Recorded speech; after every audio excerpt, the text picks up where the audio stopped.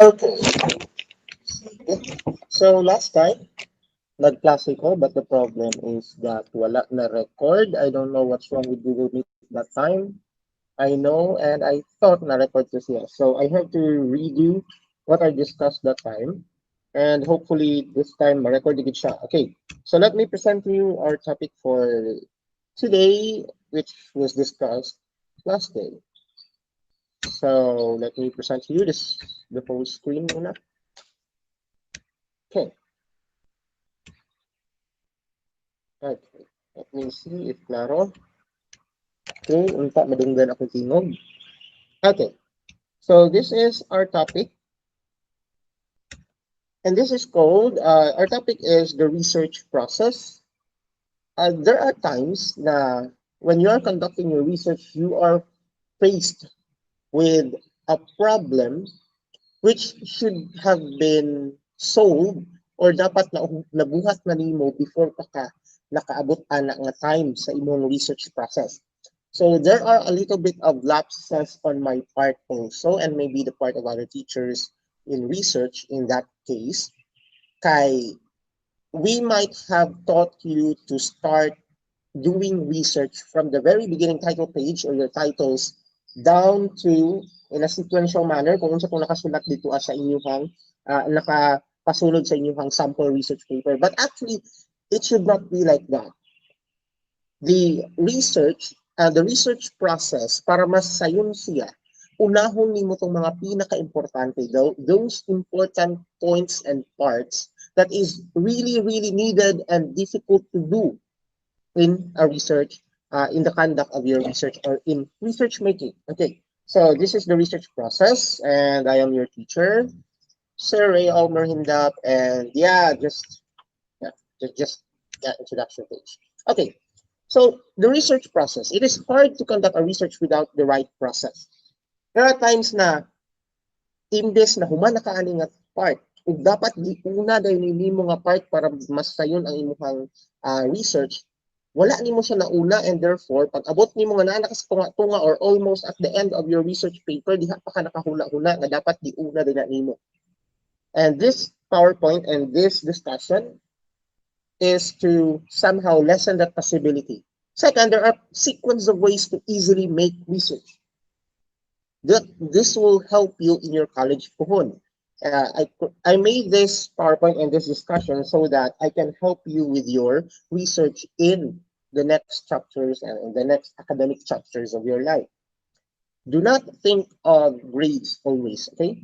Do not think of getting good grades. Instead, try to think more on how to learn and to learn more about research. Dapat kabalo ka ani dili pasabot nga ka-memorize ka kung unsay part sa research, that's it. No.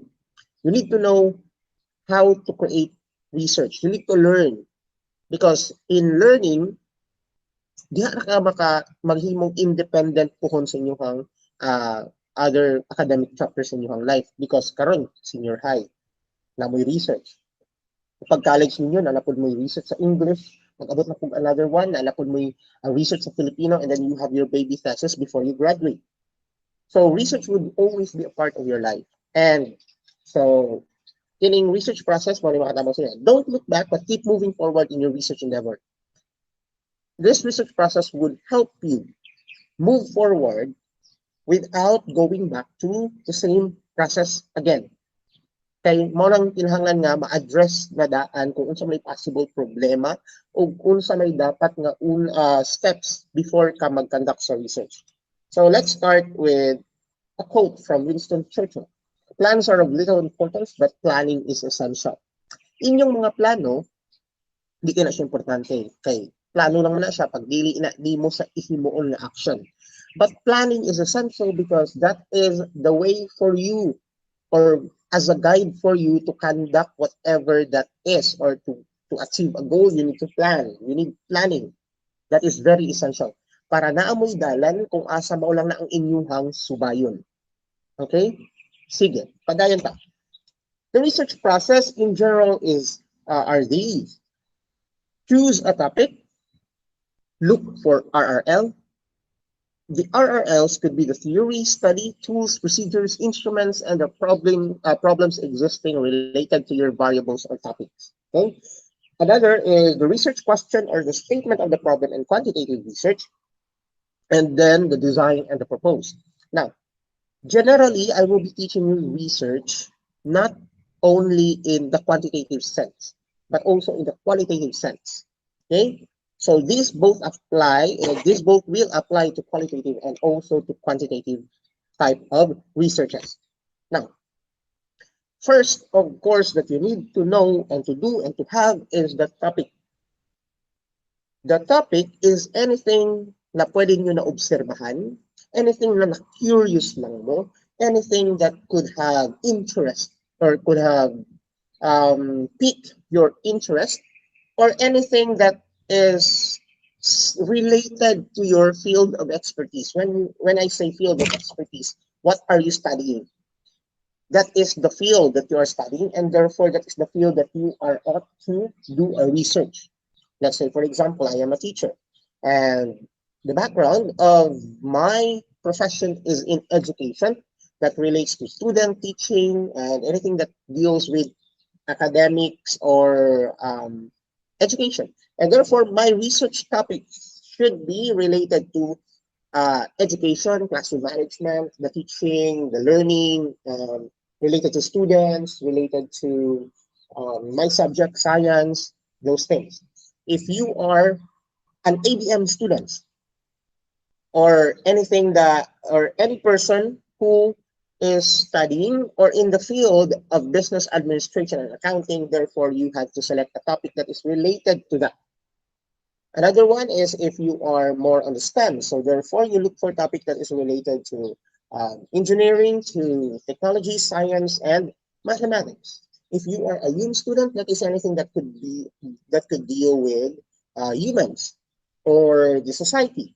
Okay, so you need to base it on your field of expertise. Kaya nga naman, so that you can be a valid researcher and also ma-relate po siya ug makatabang na siya sa imuha puhon in the future when you are in the field working with your, using your profession or as a professional.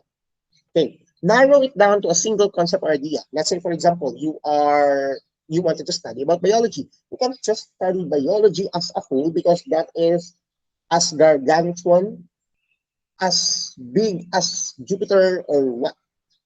Okay? You need to narrow it down to a specific idea or concept na kaya lang nimo para mahimo siyang feasible, para mahimo siyang attainable. Let's say, for example, you wanted to conduct biology or research on biology. That is a very vague, and that is a very big topic.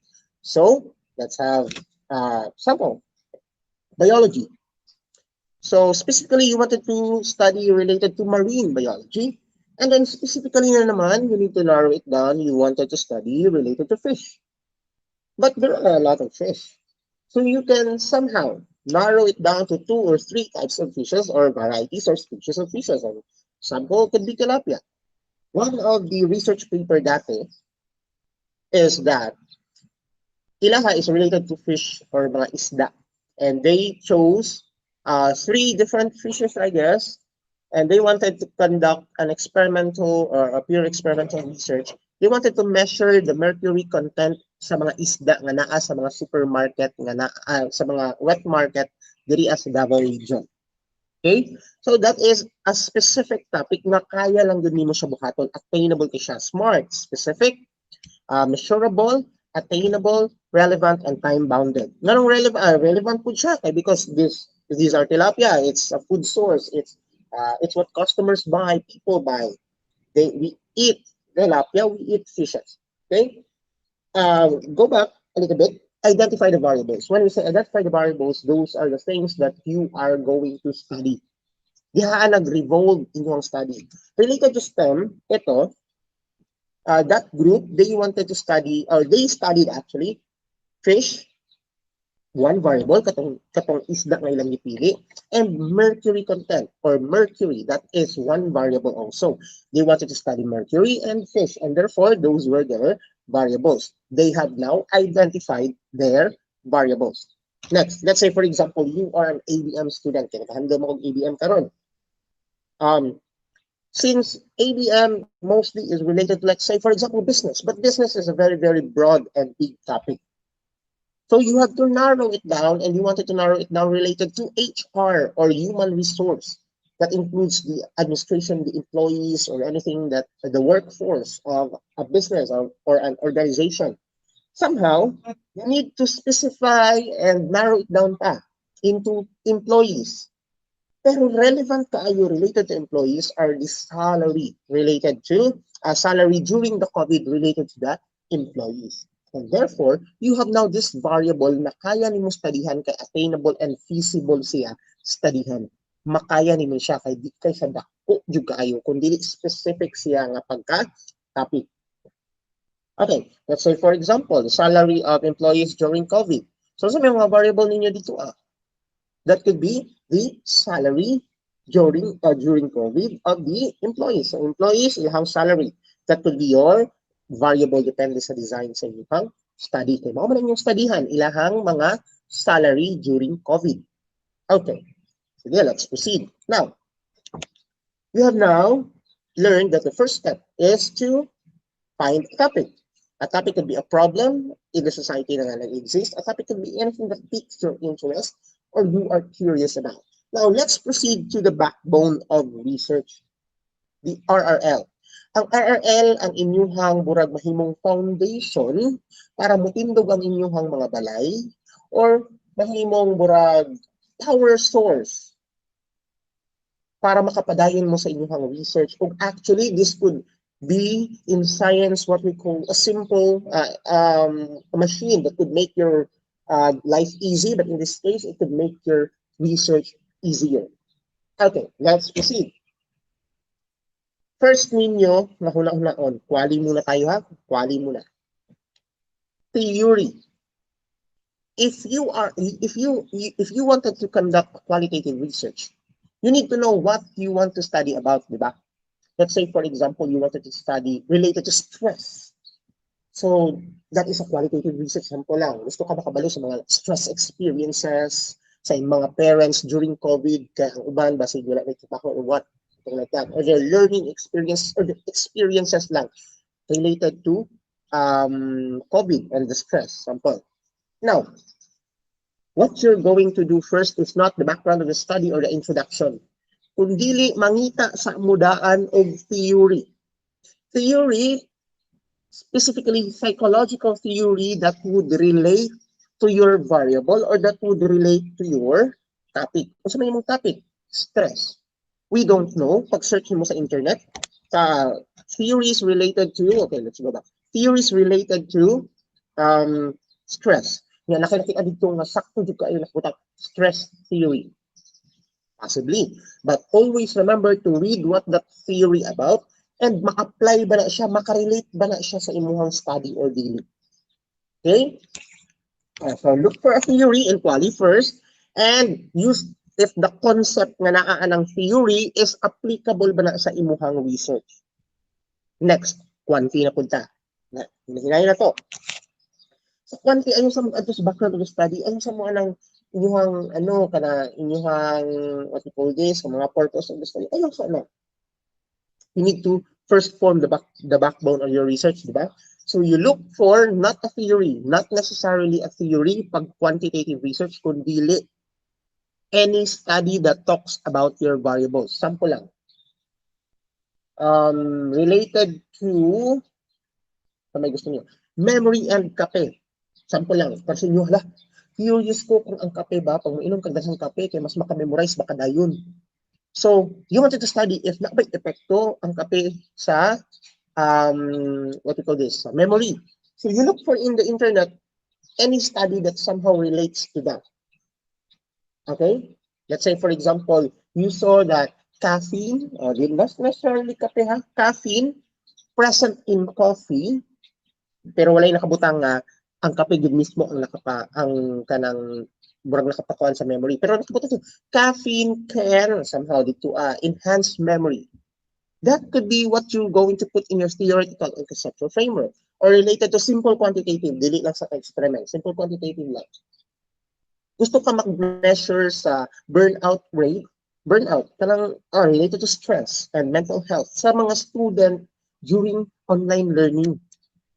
Karon before ka mag-study ana, di ba? Syempre una nimong dapat mahibalan or dapat nimong state daan nga naa gyud ay epekto ang online learning sa stress or sa burnout. So you need to look for a quantitative research or any research in the internet, could it be a Google Scholar, stating that there is a relationship between your first variable and your second variable. What is the first variable? Katong imuhang online learning. Unsa man second variable nimo? Ang imuhang stress or burnout. If naa gani kay makit-an nga study that would state that there is an effect or na relationship or na ay kanang pag mutaas ang online learning or mas taas ang time sa online learning kay mas taas pud ang burnout rate, or even if negative kanang taas ang online learning gamay ang burnout rate, as long as there is a relationship as concluded by that study nga imong nakita, i-appeal na siya sa imong theoretical and conceptual framework. That is a very very good theoretical and conceptual framework. Okay, sa concept niya. Okay, again, look in quantitative, look for a study that states that there is a relationship between your variables. Mao na imong ibutang dito sa imong theoretical and conceptual framework. Okay, copy ninyo? Now, since na naman kay theory sa qualitative, na kay study or concept sa imong quantitative, you can now proceed to the next one. Okay, the next one is the tools, procedures, and instrument. Unsa man na siya, di ba? Naay times nga ano inyo nga mahitabo. Kanang nana mo idea tanan nga nana mo sa chapter 2. Unya sa inyong chapter 2 kay wala di ay mo'y nakit-an or somehow magbuhat pa mo og questionnaire para maka-measure ka kung quantitative, para ma-measure nimo ang let's say stress level niya. So magbuhat ka. Di ba ang pagbuhat ana lisod kaayo? Ang pagbuhat ana or the creation of a questionnaire, a tool. Ang questionnaires, kanang mga survey questionnaire, checklist, the what we call this, the interview kung sa qualitative, those are what we call tools, procedures, or instruments. Okay? Ang pag-create sa tools, procedures, or instrument is a single research. Lisod na siya research nga naman kinahanglan pa man reliability testing, kinahanglan pa validity testing. Mo isa na siya ka study, dili siya basta-basta kun nga mag-create lang ka og kanang you just have to create questions and questionnaire and checklist and then you'll say okay valid na yan siya. No, it's a specific research, and therefore what you're going to do para dili na ka magsige buhat ana is this. Remember, you have your topic. And let's say for example, in quali muna tayo. In quali, mas sayon siya. Ano man, you can just use triangulation or you can just use different ways to gather data. It could be focus group discussion, it could be in-depth interview, it could be focus group interview, it could be observation, kana sila. When we say triangulation, it's more on using different means to gather data with the same set of questions or the same approach. Diba? So halimbawa, triangulation naman ng halimbawa, nag-interview ka, focus group interview, focus group discussion, and then nag-in-depth interview ka, and then nag-observation ka. That is what we call, those are what we call the procedures or instruments na imong gigamit sa qualitative. Okay. But in quantitative, normal quantitative is this. Let's say, for example, you wanted to measure mental health. Okay, quantitative man ka, mo nang study mental health. How are you going to measure mental health? So you try to what? Create your own questions, na dili pa valid and reliable? No. So what you're going to do is search the Google Scholar or any published na mga studies related to your topic na gusto nimo i-measure and look for the method nga area dito. Pagtanaw nimo sa method na nakabutang dito instrument or basahon nimo ang methods niya, tan-aw nimo kung unsay gigamit niya para ma-measure ang mental health or kung para ma-measure kung unsa man tong variable nga gusto nimo studyhan. And just copy that one but cite the author or kung kinsa may nag-create anak nga method, nga procedure, nga tools or nga instrument. If the panelists would ask you, so how are you going to measure mental health? Or let's say, how are you going to measure your variable A or your variable B? You could just say, I will use standardized questionnaire named, let's say, for example, mental health questionnaire by Let's say for example, Hindap et al. 2019. Di ba? So dili nakakinahanglan mag-create, kung dili kinahanglan lang ka mag-adapt. Imo na lang tong hirmon tong ilahang gibuhat na daan na research questionnaire or katong mga questionnaire or tools or instrument or procedure dito. Okay, copy? Good. Now, before, aside from that, di ba nakakita ang questionnaire, naman may possibility nga daghan jud questionnaires na makita nimo.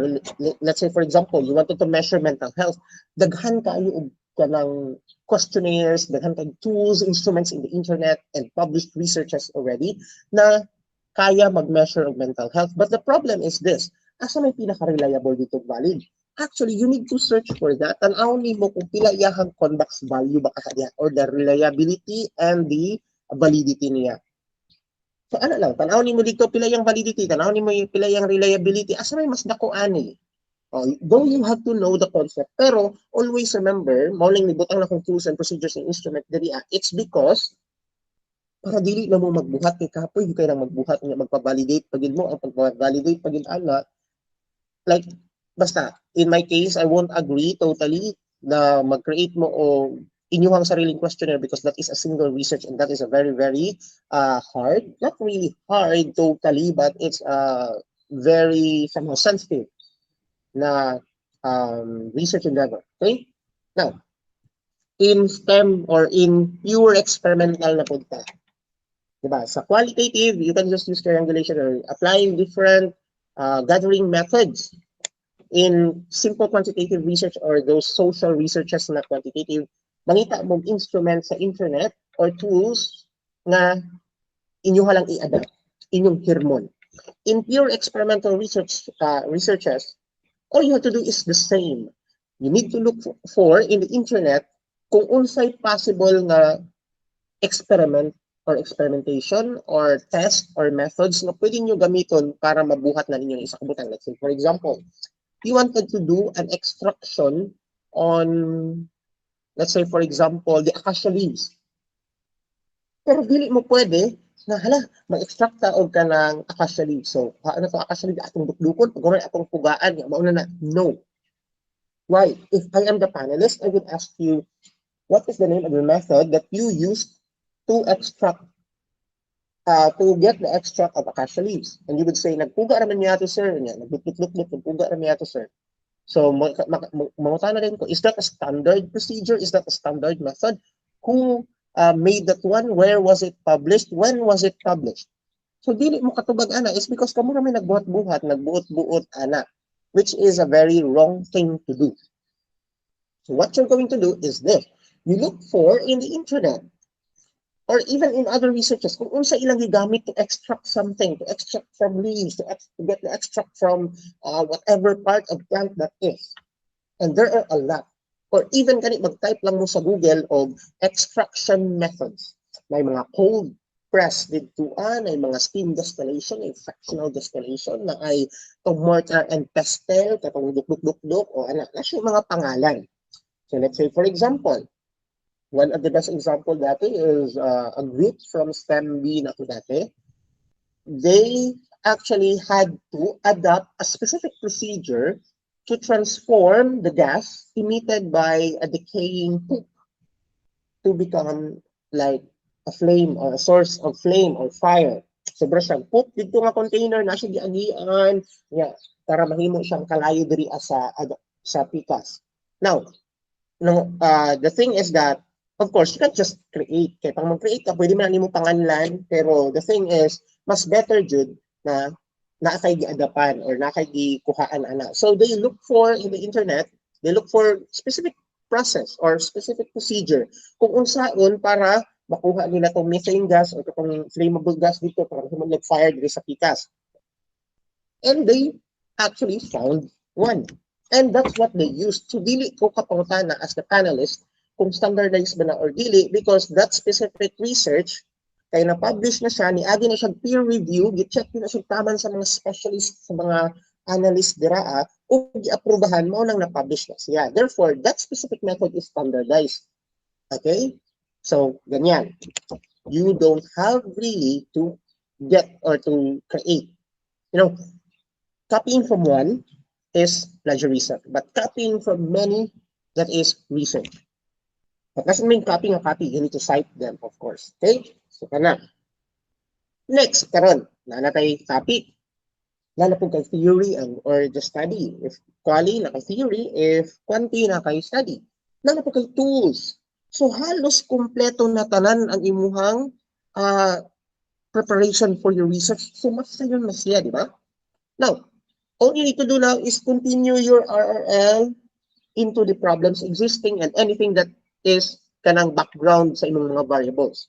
So, lalamang kay theory, na kay study, na kay tools, instrument and procedure, what you're going to do now is look in the internet from the news, from other researches, from other studies, anything that is related to your variables, specifically the problems existing. Let's say, for example, simple qualitative research. Na may problema related to stress? Kung na ay problema related to stress, nganong na problema man sila? Let's say, naabay nag-commit of suicide, that is a very big problem. If na ay mga naglisod, wala nagipang taon, that is a very big problem. If you are doing quantitative research, let's say, for example, related to possible academic performance. Academic performance is quantitative, kaya pwede man mo i-number ilang grado. Now, is there a problem? And if there is a problem, where are those problems located? And remember, dapat naana siya, present na siya nga problem internationally, nationally, and locally. So let's say, for example, daghan kay nga bagsak, that is a very big problem. If daghan kay nagatulog sa klase, dili pala siya problema unless, pag mayroon kag ang kasagaran nga tulog sa klase kay mga bagsak, that is a very big problem because there is a negative effect. Okay? Maunang nahimo sa problema kay nasa negatibo nga epekto. Dili man, let's say, for example, if you are eating a lot, that is not yet a big problem. But if ever that those who are eating too much most likely develop, let's say, for example, most likely develop hypertension, diabetes, then that is a very big problem because diabetes and hypertension could lead to death. Okay? Negative effect. Good. And then, of course, look for the other backgrounds and researchers and anything that is related to your variable. Mara nang imong LGP ang part review of related literature. Let's say, for example, let's go back to acacia leaves. So you need to look for anything that is related to acacia leaves. Its height, its lifespan, its number of rings sa iyang stem, if ever, inside properties sa iyang leaves, inside colors sa iyang leaves, anything that is related to that. Okay, that's it. Next.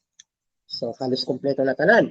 So, since kompleto naman halos tanan, all you need to do now is your, aside, dili pa rin siya all you need, but what you're going to do next is your research question. Research questions in qualitative research, statement of the problem in quantitative research.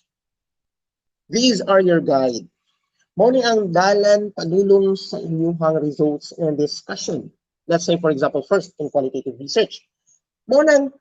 Actually, these questions are what you're going to answer when conducting a research paper or when conducting a research. Let's say, for example, in qualitative research.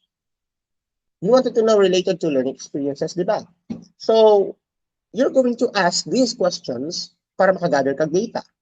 So, let's say, for example, how are you feeling? And what are the lived experiences nimo? What causes stress? And how are you coping up with them? Those are the questions na imuhang ihatag sa mga respondents or participants so that you can get the data that you need. And after that one, di ba mo imong question? So after that one, if na kay mga data niya, mag-present na ka, pag-present nimo sa mga data, ang mga answers ato nga question mo ang imong i-present. So pag moingon kag halimbawa, how do you cope up with stress or cope with stress? So therefore, when you present the answers, so according to, let's say, mga respondents, they cope with stress with the following. Maybe stress eating, maybe they go to an adventure, they do skydiving, or they may, leisure activities, or whatever that is. So that is your results.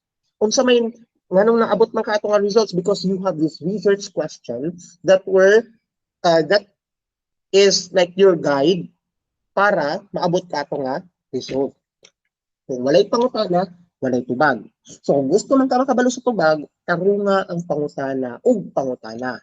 Tarunga og question. Tarunga og buhat imong mga pangutana because each of those questions must be answered before nimo siya ma-present as results and discussion. Another one, sa statement of the problem in quantitative research. Mao ni siya nga importante nga tarungon gid siya. Ano man, let's say for example, first nimo question is, or remember, guide nimo siya. So dapat matubag gid siya at the end of your research or as the results of discussion. So first nimo question, unsay level sa burnout rate sa mga estudyante sa SMC? So if that is your question, you need to answer that one. How are you going to answer that one? Using your measuring tool or measurement or your tool, your procedure nga katong atong gikuha diri dapita. Aha naman ni kini. Asa naman na ara. Question nimo is unsay level sa stress rate sa mga students sa SMC.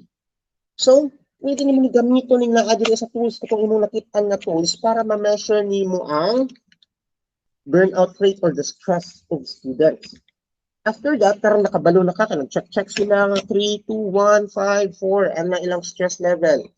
Karon pag-present sa result in discussion, you can now somehow generalize the result na stress gid ang mga estudyante or dili kaayo stress or dili jud stress ang mga estudyante based on the data nga imuhang nag-gather. So, yan ani siya. Again, you have the question. This is the research question and the statement of the problem. Ang answer ana, ang resulta sa answer ana mahimo nimong results and discussion. How are you going to arrive at the answer? Unsay gamiton nimo para maka-arrive sa answer kung dili katong tools, tools, procedures and imuhang methods. Katong mga procedure, tools, instrument nimo. So it's like this. Sahin lang kayo. I want to know my weight. That's your research question or statement of the problem. What is my weight? Simple lang kayo. What is my weight? That's your statement of the problem or research question. So, imuhang possible answer ana is imuhang weight, di ba? Imong timbang. How are you going to get that timbang? Through a weighing scale. A weighing scale now is your instrument, your tool, your procedure, your method. So, nangutan na ka, statement of the problem, what is my weight? I used the weighing scale to get my weight. Pag kuman ako get sa weight, let's say for example, 65 kilograms. And 65 kilograms now is your results and discussion. Again, what's up? Statement of the problem, what is my weight? How to get the weight? Using the tools, procedures, instrument, method na gitawag nato karon og weighing scale. Ang resulta, mauna na ang result and discussion. Maunang kinahanglan ninyo i-craft og tarong ang inyong statement of the problem because last nga bullet, the results in your study should be individually answered. Okay? So, imong first question is what is my weight? So, imong dapat answer sa first result in discussion nimo is imong let's say 65 kilograms. Nga imong second question, what is the difference between my weight of 2021 and my weight 2020 of January? So, imuhang answer dapat ana is ang difference. Let's say, for example, 15 kilograms ang difference because dati kay, kung 65 ko karon, dati kay 80 ako ang kilo, ako ang weight. So, that is the, muna lang ang related to research question and statement of the problem. If naa ka anak tanan, all you have to do now is design and propose. Design your research paper, gikan sa sinugdan hangtod ni mahuman. Vision na daan kung unsaon mo pag-design sa panelist. Kung unsay ilang mga question dapat makabalo na kadaan unsay possible ni mga answers. Study your research paper. Know every variable, every background of that variable. Know the problems. Know the relevance of your study. What is the purpose? Unsay aim nimo? Okay? Now, nanong naiwit man yung design diri, it's because if you have all the concept na, the idea unsay imong studyhan, unsay tools imong gamiton, and such, diya pa ka makabalo actually kung unsay design sa imong study. Let's say for example, gusto ka makabalo really mag-study kag TikTok no. Gusto ka makabalo sa live experiences mga TikTok series na to diha. Now, if you're doing that, maghuna-huna din ka and nana kay mga RRL, nana kay mga problems existing and so on ana. Sample lang. Now, since you wanted to study that one and that is the somehow the way for you to study, unsa man na siya nga type of design sa research. That is a phenomenological. So diha pa ka makabalo phenomenological din siya. Kaya ani man akong buhaton, ani man akong topic, ani man na siya karon. And let's say for example, you wanted to study ihi to plants. Kung ako abring ihian ng plant, mas dako ko siyang tubo kaysa sa tubig lang akong ibutang. Now, for you to do that, kung may possible ni mga method, dapat day mag-experiment ko, dapat ako method, kita to, kani, mag-experiment, mag-set up ko, na ako laboratory, and so on. Now, with that kind of idea, sa pag-conduct sa mga research, kung sa may tanaw ni mga design, that is an experimental design. Maybe, possibly, randomized complete block design, or let's say just post-test control group design, pre-test post-test control group design, na sa inyo kung unsa tong inyong gusto studyhan. So you don't have to start with the design. Dili ka kinahanglan gusto ko mag-pure experimental design ko something like that. Or mag-post test gud ko dapat. No, you need to first start diba with the topic. So dili isa ka makahuna-huna sa imong design kung wala pa kay topic, kung unsaon nimo sa way para makuha nimo ang data o ma-measure nimo ang kinahanglan nimo i-measure. Okay. And of course, you need to propose that one. So conduct the proposal and always be reminded na mawing gitawag sa defense. Kaya kinahanglan nimo i-defend imong self o imong research.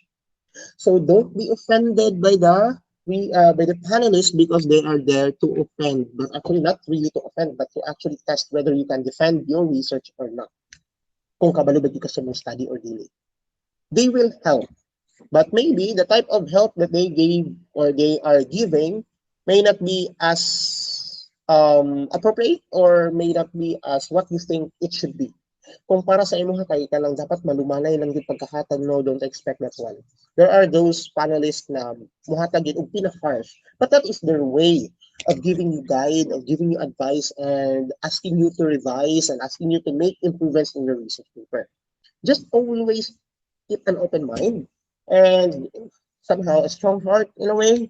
Yeah, because tawag sa defense, kaya makigyera ka, atubangan sa ila, tanaw mo kung ma-defend ba nimo imong castle, ang imuhang fortress, imong territory as the king of your research. Okay? Next. Okay, so that's it. If you don't have any question, which is actually naman akong PowerPoint unta atong klase, and since wala na may question, kaya wala man ko estudyante karon except sa kung another account. So, yeah. I guess lahat ng bagay ay may ending. So that's the last of my presentation. So if you have any questions, you can relay it to your to these representatives of your section and i-ask na sa kuha. And I hope nakatabang ling ako ang PowerPoint presentation, ako ang discussion karon para sa inyo ang puhon unta makagraduate mo senior high, unta makagraduate mo og college, unta maging malipayon mo sa kung unsa man ang trabaho nga inyong gusto buhaton.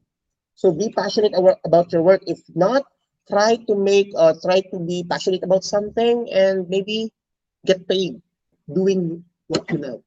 Okay? So, damate, kayang nyo na, laban lang, fighting, okay. So, that's it for this topic. I hope nakatabang jud. Mag-stop ng screen share. And so, that's it.